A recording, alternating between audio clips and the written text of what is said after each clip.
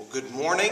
I hope you're having a great 4th of July weekend. Julie and I and the kids are wrapping up our vacation this week and look forward to being back with you as we jump in and get ready for what's going to be a really exciting fall in the life of Kaufman's First Baptist Church.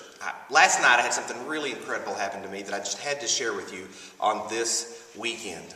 Older gentleman here in Germany named Helmut stopped me and said, "I must speak with you." He pulled me aside to a small room in the church, brought a translator in, and we sat down together, and he looked me in the eye, and he said to me, "I must ask you to go home and tell this to your church.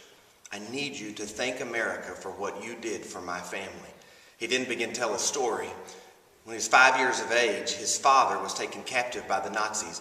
He was a Jew.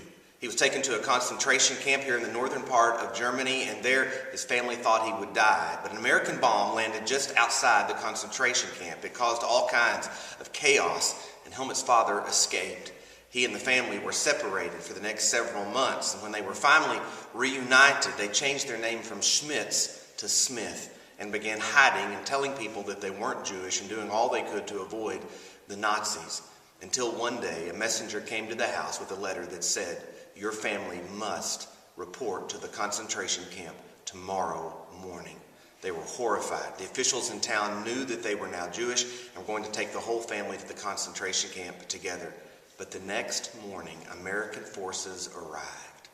Freedom was now theirs. With tears in his eyes, Helmut told the story of the arrival of the American troops and what it meant for his family and for his country.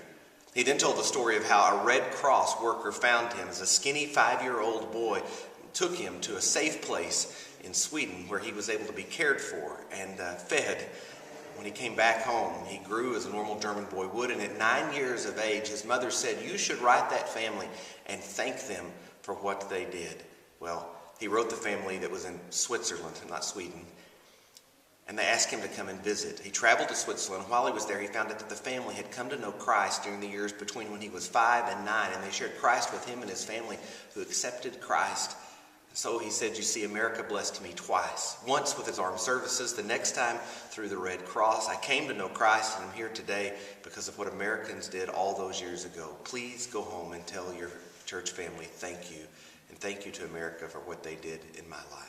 Now, I know that our nation is not perfect, but on this 4th of July weekend, we should acknowledge that across the generations, our country has stood for freedom, a freedom that is born in the very heart of God. And today, there's good reason for us to celebrate our nation.